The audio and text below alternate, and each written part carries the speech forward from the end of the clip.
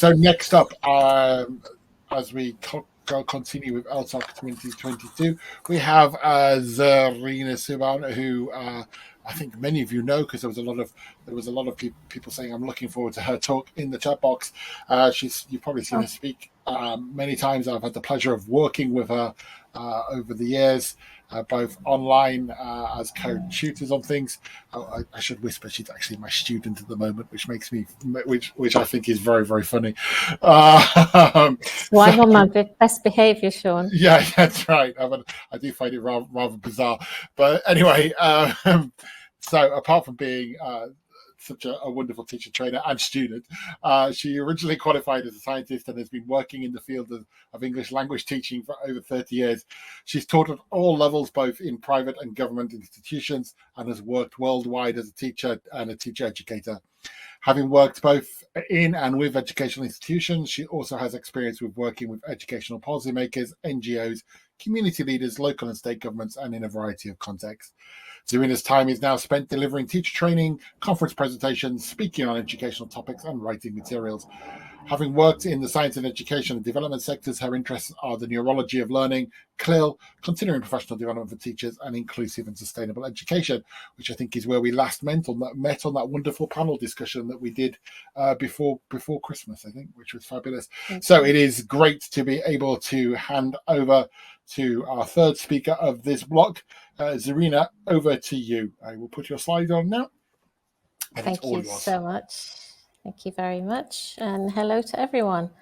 I'm just super impressed by all the people that are here with us, spending their Friday afternoon, Friday evenings, and I even spotted someone from the Philippines joining us on very early Saturday morning. I'm super impressed with everyone's dedication, but hey, you're all teachers, so what more can I say? That's what we do, right?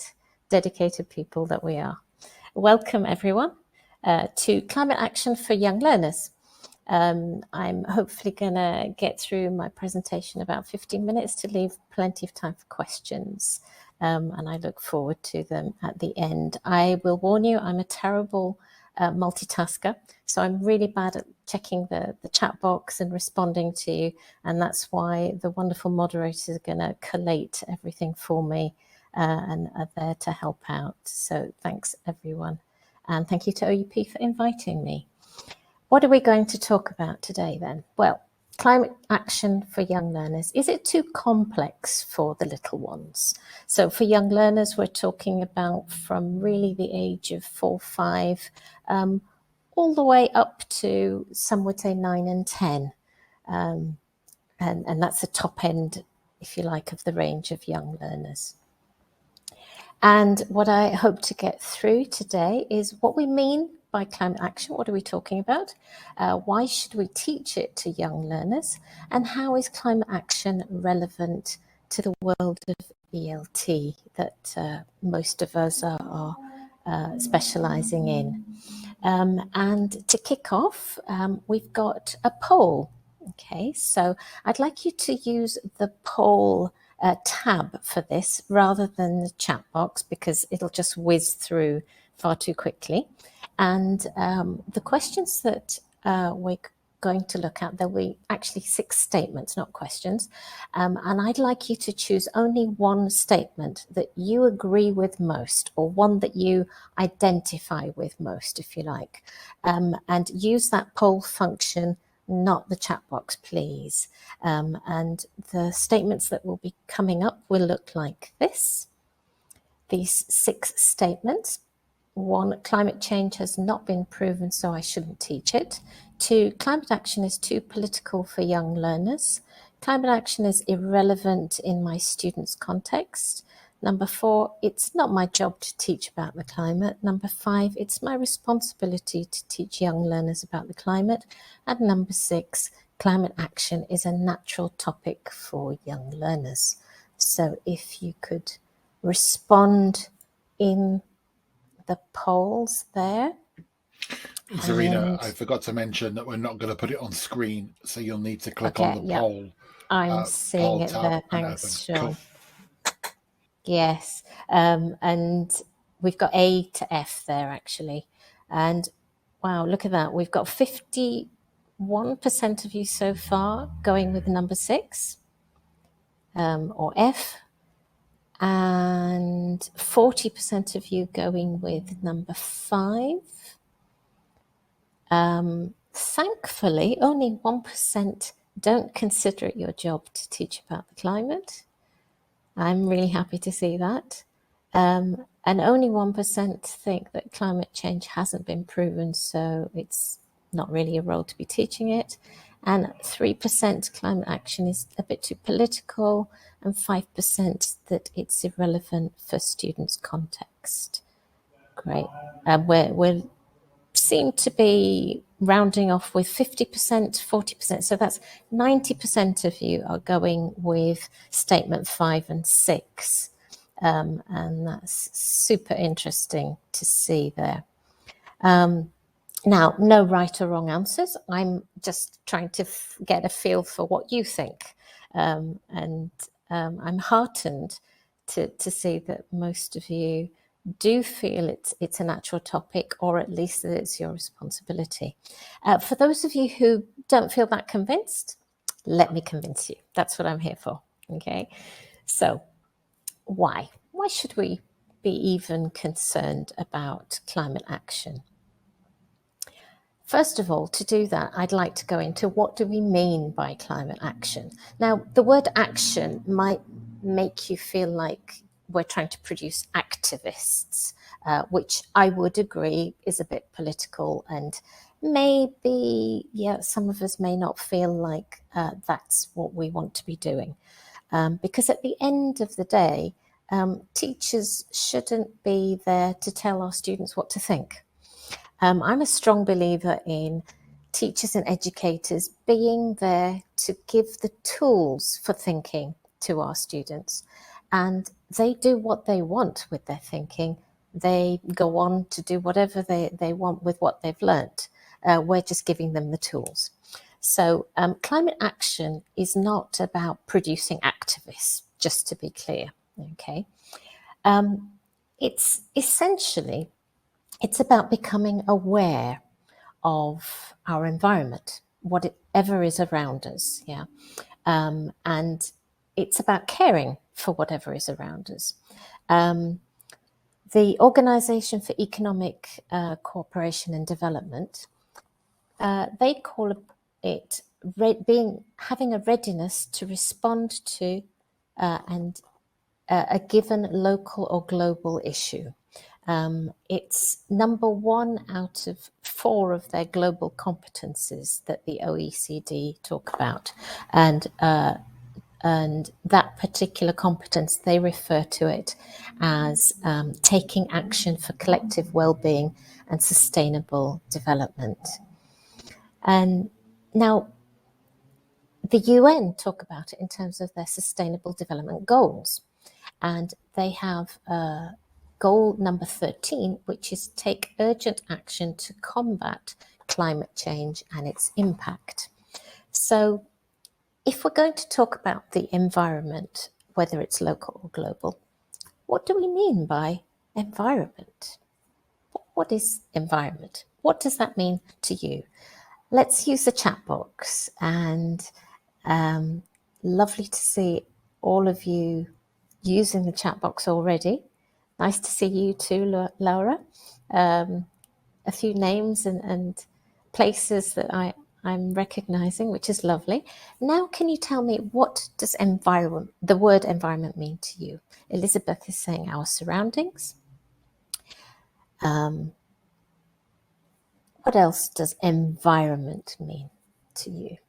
Relationship, our ecology, classroom climate, earth, everything around us.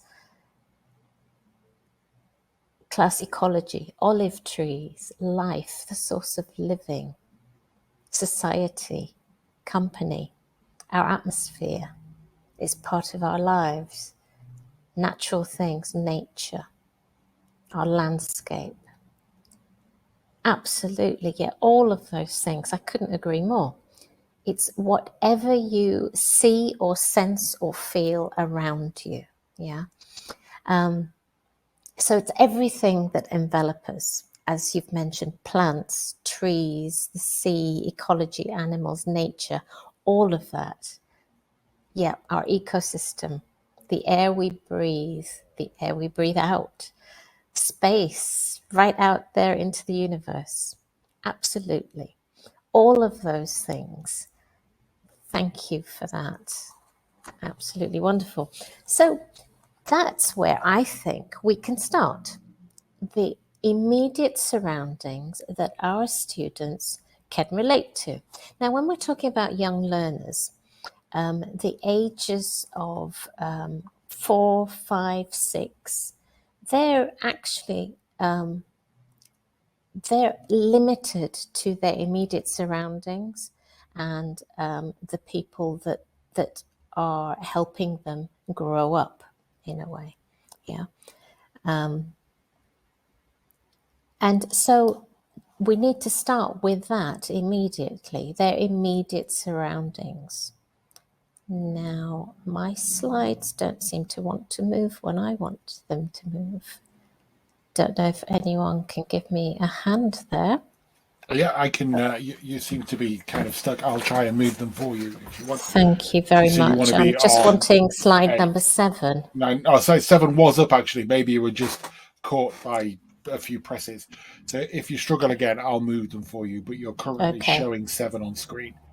Okay, I'm seeing slide 6 for some strange reason. And there it is. Yes, it's a bit slow. So yes, the immediate environment. Thanks very much, Sean, for reassuring me there. So the kind of places that our students are used to. So image number 1 is the classroom itself, that environment. What do they see around them? However limited your classroom is, we can still work with that. I didn't actually want it on slide 8, but I'm seeing slide 8 at the moment. Don't worry. I think it's trying to catch you up. Right. So you kind of, I think it's you had interference. So it's kind of now acknowledging every time you've pressed it.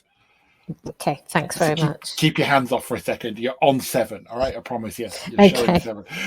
Okay.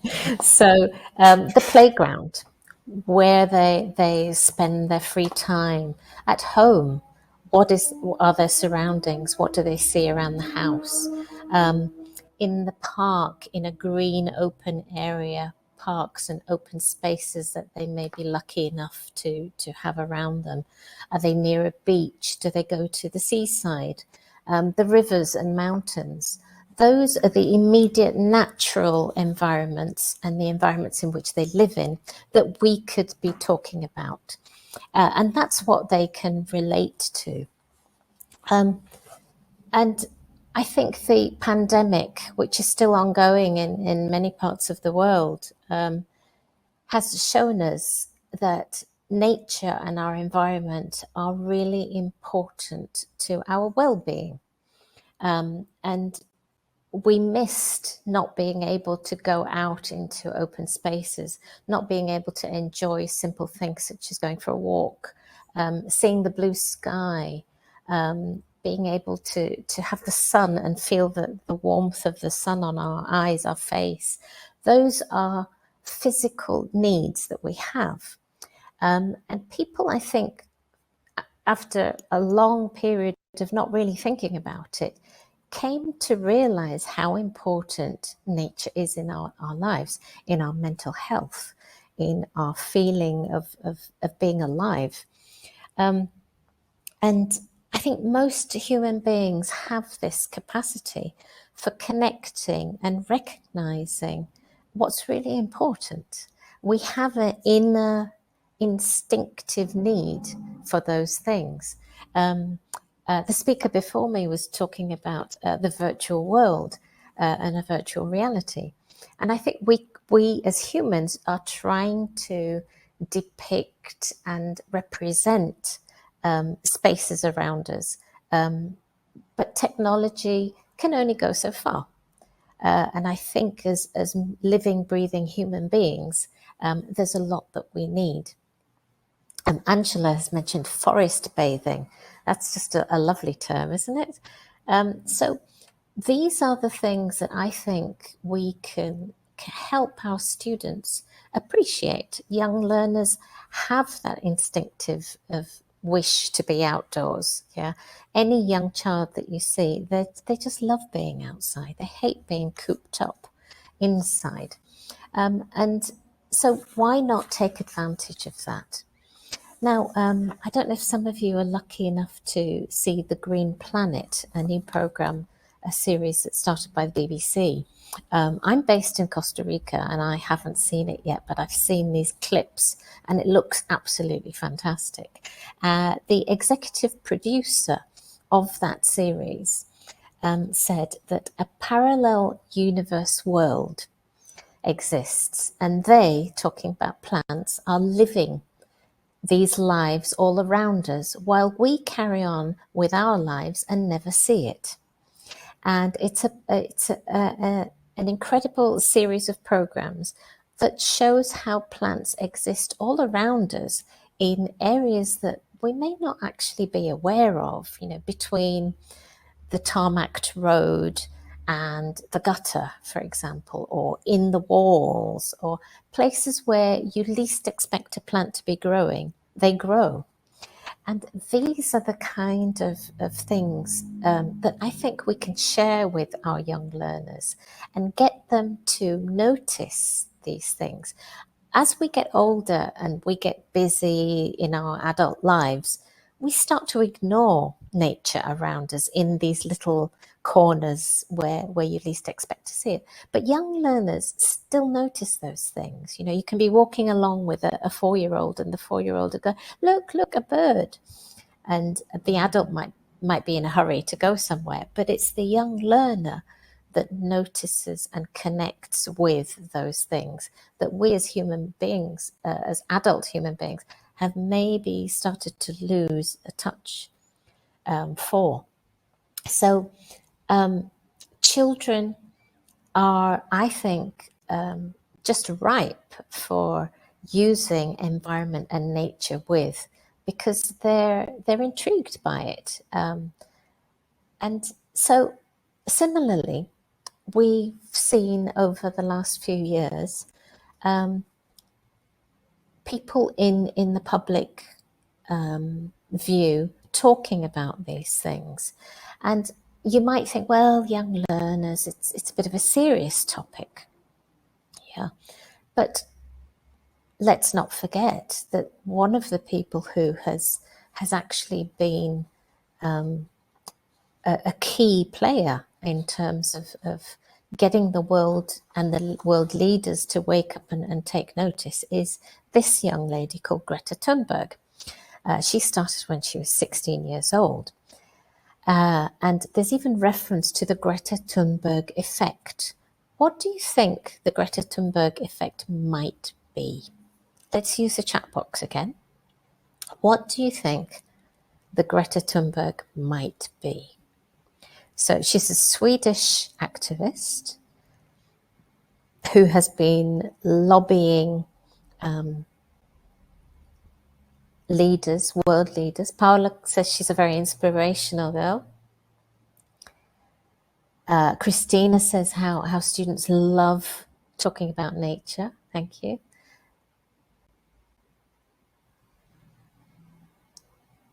Yes, young learners do pick up on everything, don't they? Jana describes her as a climate protector, environmental awareness. She's an inspiration. She's helped a lot of children to become aware and awoke about things. She's an environmental activist, yes. She's a child activist. No longer a child, but yes, indeed, a young environmentalist. Yeah, what do you think the Greta Thunberg effect might be? Inspirational, empowering, raising awareness, caring for future generations. She's making a difference. Children, leading children to change the world, to care about nature. Proof that every voice matters, indeed, Martha. Yeah. She's making a difference, Sumaira says, yes. She's a warrior for nature. She cares, she's a helper, and an inspiration. That's a word I keep seeing in the chat box. Well, that term, the Greta Thunberg effect, was seen in a study that was done in the UK by the Royal Society of Chemistry. And the Royal Society of Chemistry asked 1,008 students aged between 15 to 18 about their views on environmental studies and environmental issues. Out of these young people, 77% wanted to work in careers or in STEM subjects. That's science, technology, engineering, and maths. And they wanted to work either in that sector, or they wanted to work in a sector or organization combating climate change. Now, that's really interesting to me, because that means that compared to the study that was done in 2018, in 2019, 10% more of these young people had signed social media petitions. That was a report from Ofcom, the Office of Communications in the UK. So more and more young people are wanting to become involved in a lot of these activities. They want to do something rather than kind of sit around and say, well, what can we do? They really actually think it's important. Now, that's 12 to 15-year-olds. Now, many of these 12 to 15-year-olds have younger siblings. So the younger children are definitely being affected by their siblings' interests and activities. And also, interestingly enough, the University of Oxford has an Oxford Educational Research Forum. And every year, I think it's been for the past 4 to 5 years, they carry out a survey with children in UK schools, and it's done through their teachers. And this asks teachers to get their students to choose words that they would use when talking about health and well-being. And the word of 2021, the children chose the word anxiety. And their teachers chose the word resilience. Now, 2021 was really the year where absolutely everyone in the world was touched by the COVID pandemic. Therefore, that reflects the word chosen by these young children, the primary age children at schools in the UK. Now, that means children are very aware of what's going on. In 2020, the word that they chose was coronavirus. In 2018, interestingly, the word they chose was plastic. So I'm not talking about us putting our views onto our students. I'm really saying our students are interested right from a very young age. They know what's being talked about in the world and in the environment around them. They're very connected to conversation, to news, to views, and what their older siblings are doing as well. And so teenagers today then are, if they're interested, then the young learners of today are going to be tomorrow's teenagers. So if they're the ones who are aware and are interested, who are we to tell them, oh, no, that's a bit too political? I think we need to be actually touching on these topics because they're into it. And who are we to actually deny them that? So I'm going to ask Sean and the other moderator to help me with a YouTube video that shows some teenagers around the world talking about their generation. Okay, if we could possibly see that video, and we get to hear them. I believe that young people, we are creative, we are really innovative. Is most we are not in their just scared mind, of and what's failing, most important for to example. Well, it's hard to be young, and there's a lot of weight on our shoulders and a lot of pressure. And yeah, it's just a I'd crazy like you time, to think you know? about what key With words attention in or that without video attention, everything is really made jump out for the user to at be you. disactivated. Social media is like Going to at the forefront, but it can be detrimental in other ways. And if you see a lot of news about something over and over and over, the same words that I heard. Zarina, I think your connection's getting in the way because it's been playing for a little while. Okay, just so you know. over and over again, you sort of run out of empathy because that shock factor is gone. Every single day in a single life consumes us with things to get us distracted. And when you have people who don't think, you have people who don't realize that their potentials. When there's people who don't realize their potentials, they're weak. And the more weaker the people are, the more easier for other institutions to control them. So if we as young people, we are actually able to stand up, then we can change things around us. According to everyone else, we're a generation that's changing things, you know? But we're still in the same loop. I don't know why we think we're already different now. So we have the full right to blame the other part of the loop. Well, believe me, if we didn't break the loop we're in, we're soon is going to become the generation that will be blamed.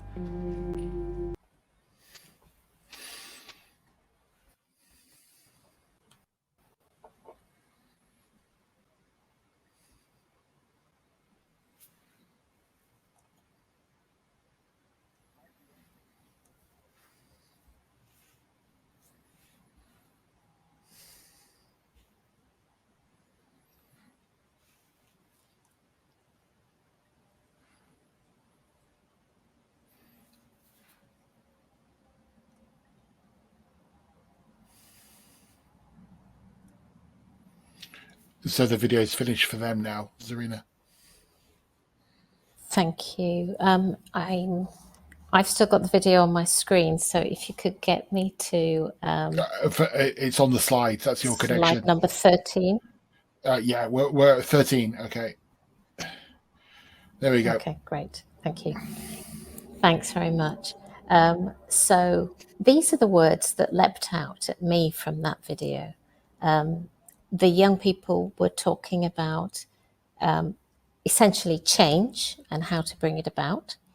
But they mentioned words like hard, distracted, pressure, weak, be controlled, and blame on one side. And that to me are the negative things that they're feeling. A bit like the young children who thought anxiety was their key word of last year. But on the other side, I heard words like create, unafraid of failing, empathy, realize potential, think, innovative, and stand up.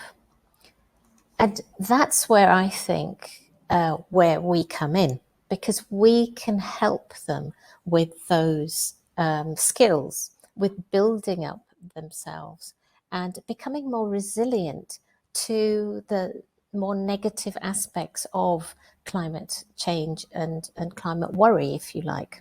So I would say that when we talk about climate action, we're not trying to make our students anxious or worried about the future, but actually giving them the tools of resilience to know how they can go forward in this world that we live in. And so we can also then get them to think about empathy for those who are suffering from the effects of climate change. The news, the images that you see of migration due to the catastrophic effects of climate change, to feel that they are responsible and can be responsible for making change at a local level as well. So we can then look at things, skills such as building up respect, collaboration, and being a responsible human being, a responsible citizen of the world, and having empathy for each other. And that respectful, collaborative, responsible, and empathetic behavior is something that we try and build in our normal classrooms anyway, every time we do group work or pair work, or when we ask a question or we ask something of a student. We need that cooperative, collaborative behavior for successful classroom management. So that's something that we do anyway, I would say. Yeah. In addition to that, that's in our classroom setting. On a worldwide setting, we want our students to be tolerant to other people's needs, compassionate about what other people are going through, humane, and not just to feel, oh, I'm all right, so nothing else matters, but actually to think, well, actually, no, I'm not all right until other people aren't all right. And that sense of being connected with other people in the world. And that breaks down barriers of nationalism and the feeling that just me, my community and my country matter, nothing else matters. It broadens our perspective as well. And from there, we can go on to build a sense of fairness. And that idea of resilience. Yes, things are going wrong, but what can we do to become more resilient? And an idea of consequences. Young children, especially very young learners, they are still learning the actual idea of my action has consequences. And that's something that you have to learn just to be part of society, whether it's a classroom community or a wider community, to getting them to reflect. And it can be reflect in terms of, you pushed that and it fell off the table. Why did it fall off the table? Because of my actions.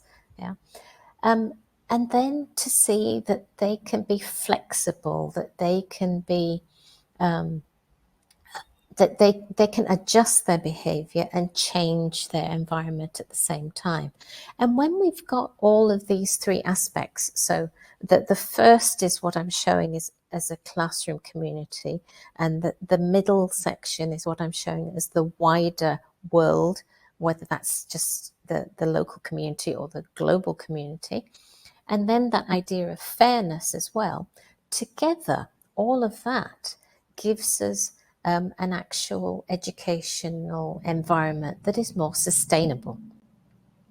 And with that idea of a sustainable education, then we can really get students developing in a broad manner while they're learning English at the same time. Yeah. So I wholeheartedly agree with those of you who think, yeah, I'm an English teacher, language is my speciality. But as we know, when we're playing the role of teacher with very young learners, we're also teaching them about how to behave with each other, how to respect each other, how to collaborate and work cooperatively with each other. So I think it's built in to what teachers with young learners automatically do. And so we can just bring in more tools to help us actually get those ideas across. So when we talk about climate action with young learners, we're not talking about we suddenly have to become scientists and talk about the climate and global warming. No, I'm saying that we bring in whatever is in the direct environment of our young learners and get them to think about it. And Niels Holgaard Sørensen did a study with trainees at a teacher training college.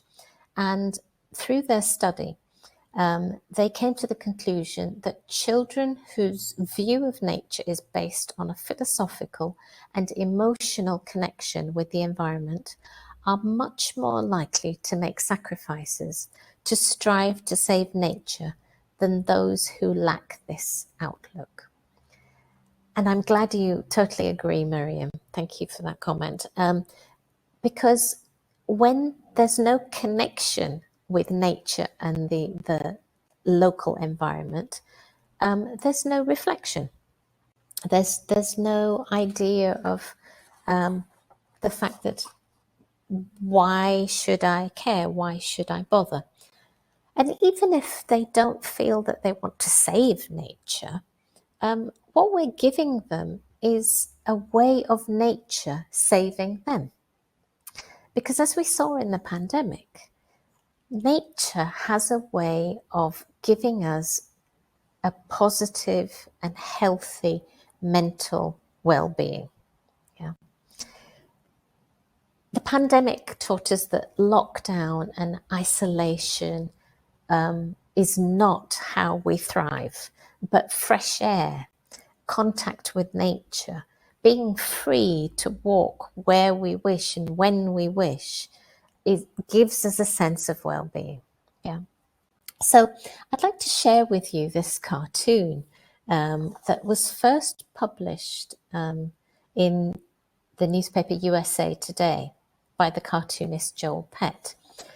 And this just tickled me because I think it sums it up really. You know, okay, we're worrying about the climate, we're spending a lot of time and energy thinking about it. But what if it's a big hoax? What if we're all wrong? Well, does it matter, actually? Because at the end of the day, even if we're wrong about climate change, we can create a world worth living in, a better world, a world that helps us to be healthy and happy in, right? So if nothing else, we can talk about climate and environment just for that, if nothing else. Now, that's in terms of why we should be doing it. What about how? How is climate action relevant to English language teaching? Well, that's what I want to talk about for the last part of my time that I've got left. So in terms of climate action then, what we can do is we can just take images into the classroom of the wider world. For example, a picture of a flower. Yeah. And then we could label the flower. So where we can talk about the colour, the size, we can count the number of petals on the flower. And we can get children to go away and photograph the flower. Yeah, obviously with the help of their parents or guardians or older members of their families or people that they live with. Yeah, they can go and take a picture of a flower that they like and bring that in for the next class. Yeah, we could label different parts of the flower, so we're increasing their vocabulary. They're learning things like leaves and stem and petals, pollen, seeds, things that they can see. We can teach them things like stamen, yeah, stigma, pollination. Okay. So that is now crossing over into the curriculum, if you like, of plant biology or ecology. Yeah, but that's fine because so much information out there on the internet, in scientific research and books is in English. And that's one of the reasons why our young learners are probably learning English with us, because their parents have decided English is a useful and important language for subjects such as the sciences, or engineering, or mathematics, or technology, or tourism for that matter, or even if that child is going to become a taxi driver one day, English is going to be useful, right? So we can broaden the vocabulary in terms of ecology too. We could play games with our children. Now we've had a look at a flower. What about the flower, the fruit, and the seed. We could have different images, and the students have to label or circle which one is the flower, which one is the fruit, which one is the seed, for example. Yeah. You could talk about how the color of the flower is different to the color of the fruit, which is different to the color of the seed. Yeah. We could also ask them or show them the flower and see if they can tell you what the fruit is. So they actually start recognizing flowers and seeds around them. Now, I don't know about you, but I grew up really ignorant of what fruit and flowers looked like. So I had no idea that, you know, when I was a child, that that's what the apple blossom looked like. I lived for 3 years in the high Himal region of Nepal, doing some teacher training, and I was just so overwhelmed by the knowledge of people there about the trees, the leaves, the flowers, the seasons in which some of these things grew. And it really got me reflecting of, why don't I know these things? Shouldn't I know these things? You know, this is part of my environment. So these are things that are young learners. Colours are adjectives. Yeah, we're talking about descriptions. Fruit, perfect for teaching young learners shapes. And size. We can use seeds for counting in mathematics. We can use language of comparison. So this seed, you know, is bigger. The apple seed is smaller than, for example, I'm going to show my ignorance now, than the avocado seed, right? For example. So they can use smaller than, bigger than, biggest, smallest, and have different types of seeds. They can bring in the seeds. So you're working with local seeds that they know. Elizabeth, thank you. The jackfruit seed, that's another one that's quite a big seed as well. So we can bring in geography, we can bring in culture, as well as cross-curricular subjects such as mathematics. And then you can get them to draw, colour in. So you've got artwork coming in. You can talk about weather, which countries, which flowers and fruits grow in. You can have countable, uncountable. Yeah. So you've got all of these activities that can come out of such simple things, which children would love because they can touch, they can feel, they can smell, they can see. All of the senses that young children are developing. Yeah. And those are the things that we can bring out for our students. And I find it fascinating how much you can do with such simple things. It's cheap. You don't have to buy products. We don't need plastic counters. We don't need artificially coloured objects to be practicing counting with. We can use the natural world. And I'm a huge fan of Sir David Attenborough. I don't know about you. And we're going to watch a video which is also from The Green Planet again, where Sir David is talking about the fascinating story of plants. And he has such an art and talent for bringing natural world to a fascinating way of talking about the natural world. So I'm going to hand over to Sir David.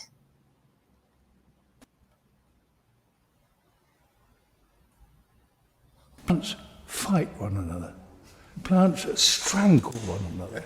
And you can actually see that happening. You suddenly see a plant putting out a tendril. Now you know it can't actually see, so you can see it trying to find its victim. And when it does touch the victim, it wraps it around quickly and strangles it. You know, it's pretty tough stuff.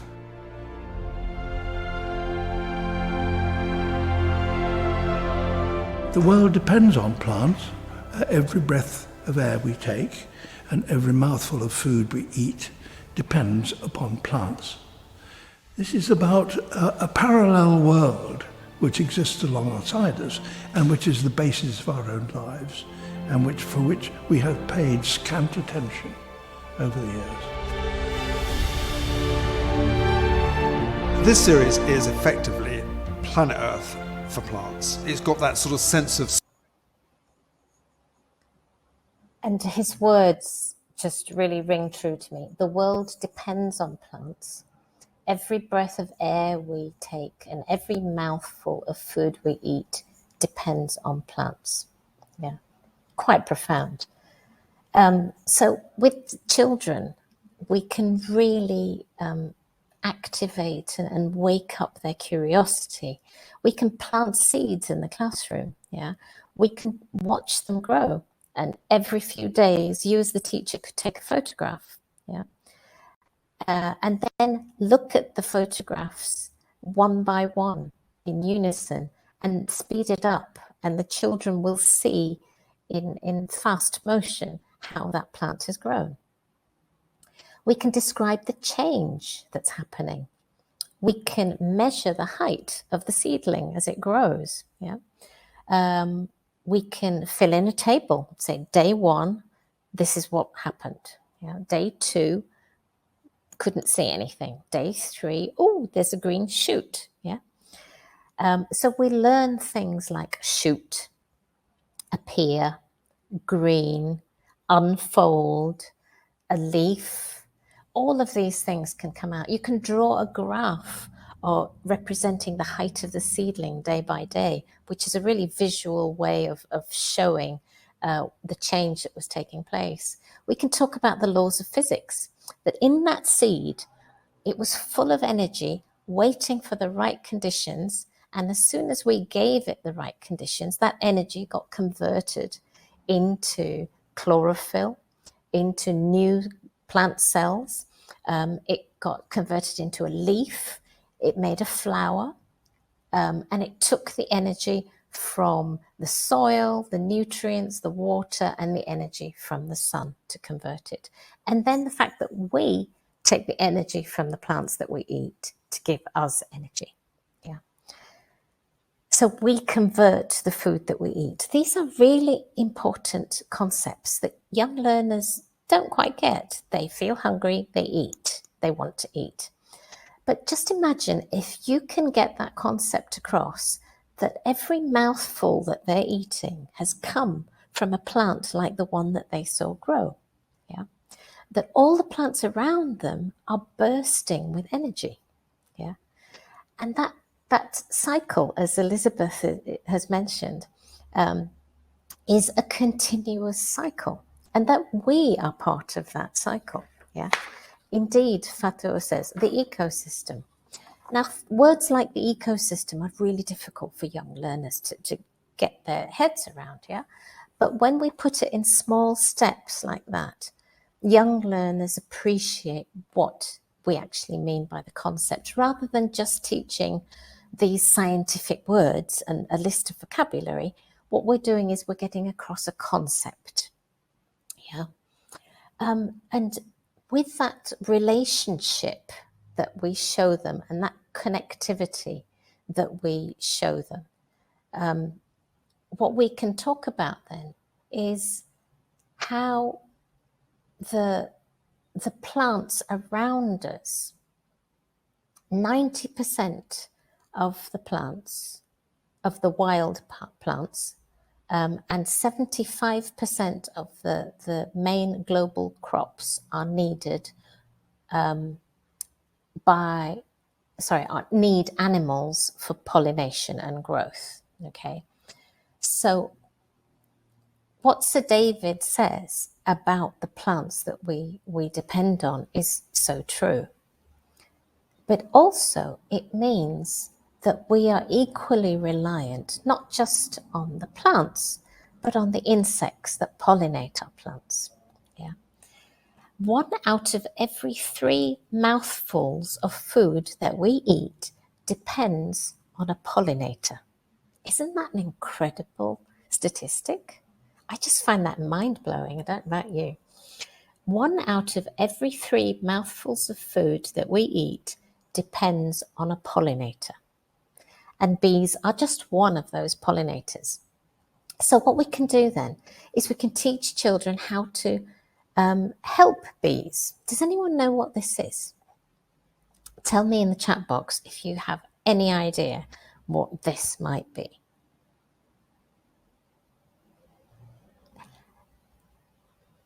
Joanna got it.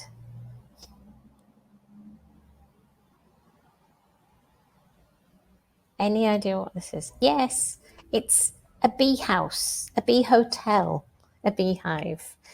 It's something to help bees to actually nest in. Yeah.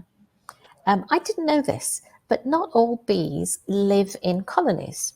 Some bees are just single.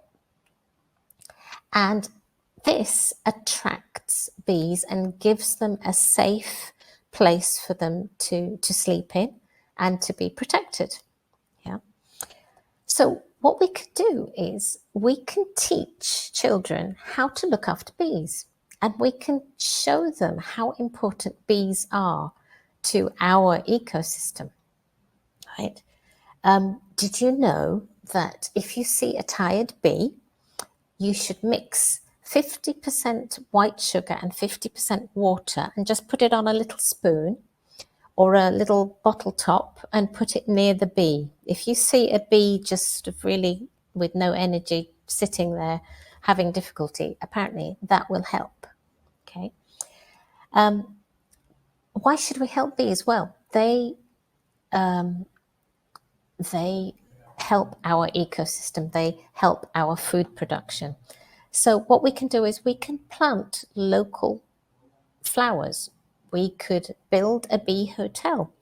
We could write the instructions about mixing a solution to help a tired bee.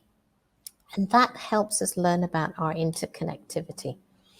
And the OECD says that educating our youth to care about each other and the world is helping them in their role as active and responsible members of society. Yeah. So if you love honey, Fatou, you need to look after the bees as well. Now, here's a lovely storybook called Common Ground, and the Water, Earth and Air We Share by Molly Bang. And this is a story about a green in the middle of a village where people take their sheep to feed. Okay. And one person has lots of sheep and the rest have about 1 to 5 sheep per family. And everybody puts their sheep on the lawn, on the grass to eat. Now, the problem is one person has 20 sheep and their sheep eat all of the grass and there isn't enough grass and the grass doesn't grow back for everyone. So the community decide, okay, we need to take turns and we can only feed 2 sheep at a time. And they promise to stick to the rules. And that way they see the green in the middle of the village grow again and everybody can have enough grass to eat. And it's a nice story about how for everyone to succeed, we all need to succeed. Yeah. So there are lots of things that we can do, including in terms of reading and writing. OUP has some wonderful readers. I don't know if you're aware of the Oxford Readers. There's a Sustainable Development Goal matching of the readers. And if you see here, Sustainable Goal number 1 and number 2, no poverty and zero hunger. You've got the book about helping around the world and food around the world.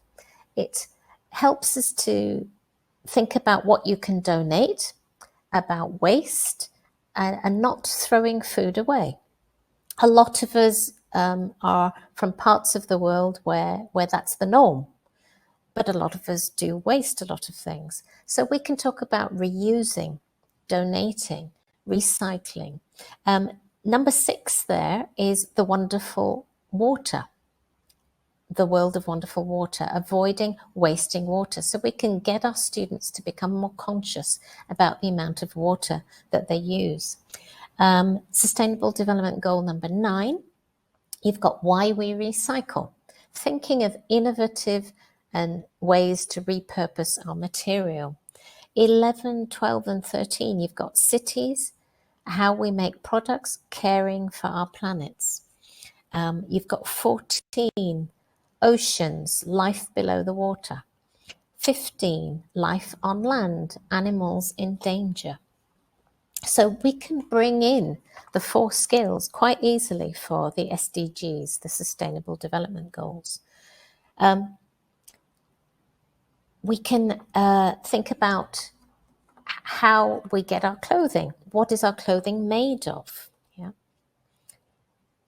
So why are these things important? Well, I would say that it's really relevant.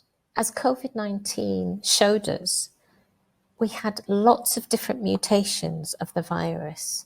Why? Because we were protecting our own communities and nationalities against a virus that was pandemic. It was everywhere. So, and we learned that until we protect everyone, no one is protected, right? Until we use our resources responsibly, respectfully, humanely, we can't have that sense of connectedness. And that, I think, is what we can bring out for our students. So I would say, let's not worry too much about celebrating, I don't know, Easter that's coming up.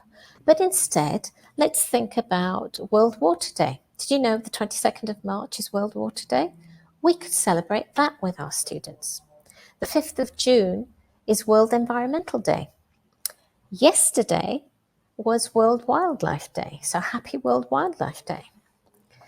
So in the world in which we're living, there's lots of terrible atrocities happening because of climate change. But positive news is that 2 days ago, the leaders of 173 countries signed a treaty that legally binds them about making plastics in a circular economy. So we stop throwing away plastics. 7 billion of 9.2 billion tons of plastic is from the 1950s to 2017. 7 billion of the plastic still on the planet, right? So these are the kind of things that we can talk about with our students and increase respect and connectedness. Time for questions, I think. Yes, there's probably time for a question. A question, sorry. You probably, I'll give you 2 questions, okay? We'll go. There are a few. If you click on the Q&A box, you can see them there. So right there. Does it need much training from both the teacher and the student? I think not. It depends how you package it. And what do I mean by sustainable education? Well, it's a form of education that can attract everyone and that gives them the skills throughout life. So they become lifelong learners using the skills that we help them learn throughout everything they do, not just for an English language exam, for example. Yeah. Berna asks, do you think the publishing companies are doing enough projects about environment to reach children and make them aware? Probably not, but I think on an individual basis, we can do whatever we want, actually, because it can be a topic in a book about fashion, but we can actually take what we want and use it as a springboard for those kind of things. Is there room in syllabi for sustainable life skills? I think it should be interwoven into everything we do, actually. It shouldn't be separate.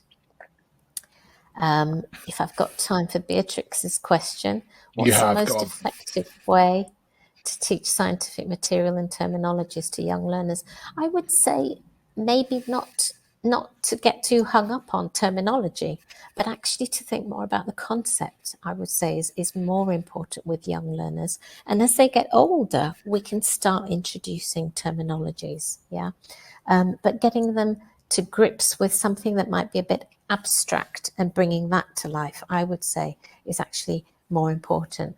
And how do we convey the message of Mother Nature or climate change to kids who are still struggling in language learning, vocabulary and collocation?